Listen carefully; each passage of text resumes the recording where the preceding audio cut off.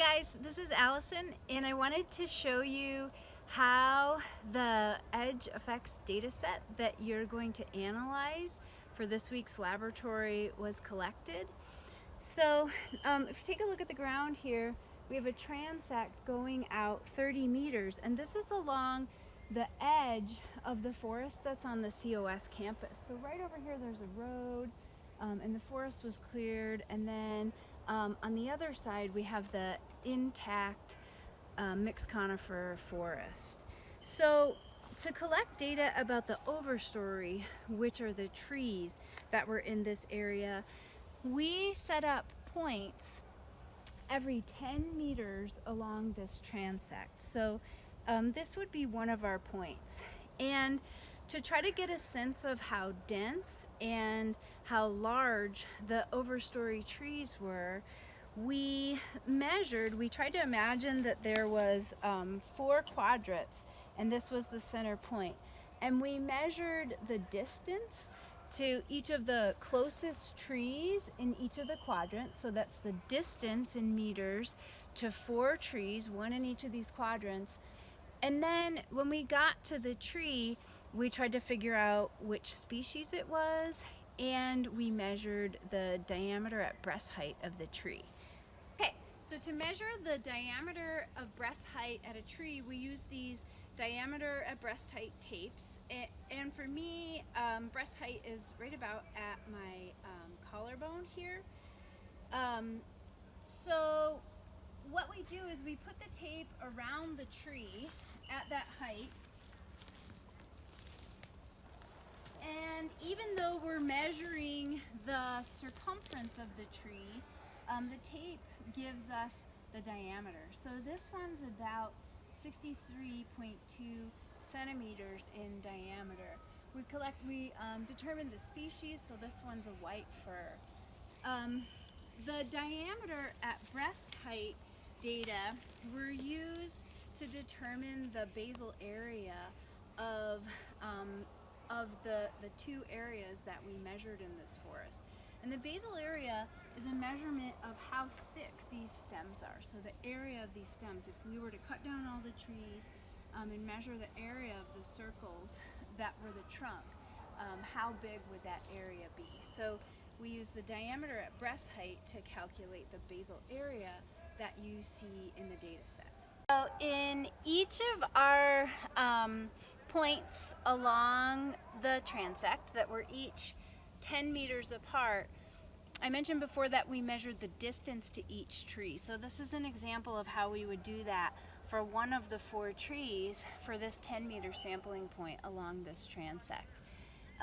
The distances that we calculated were then plugged into a formula in order to estimate the density of these trees in this stand. And if you look around, this particular spot is our transect that's in the forest interior, whereas the other videos that you were looking at showed the transect along the forest edge. So this process would have been done for 4 trees at each of the points, 1 in each of the quadrants. Okay, we also attempted to determine some of the characteristics of the understory at each of the points that were 10 meters away from each other along this transect. So to do that, we used a 1 meter by 1 meter quadrant, and we first counted the number of different herbaceous species and the number of woody species that were present in our 1 by 1 meter plot.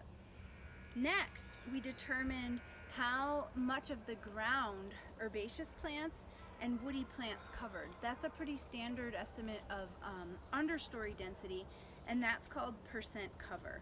So we did that for both the herbaceous species in the understory and also for the woody plant species that were growing in the understory. Okay, so finally we measured some environmental or abiotic factors in each of our understory plots. One thing we were interested in knowing was how much light was hitting the forest floor in each of these plots along the edge and also in the forest interior. So to do that, we used a light meter, and this is a device that measures how many photons of light in the unit lux are being shined just above the ground in a particular region. So we used a light meter to measure the amount of light in lux. We also measured both the texture of the soil and the amount of moisture in the soil. We measured texture by feel, which is something that you did at home in our week 7 lab when you went outside and determined the texture of a soil type of your choice. So we did that by here using the same key that you guys used to analyze texture last week, or 2 weeks ago rather.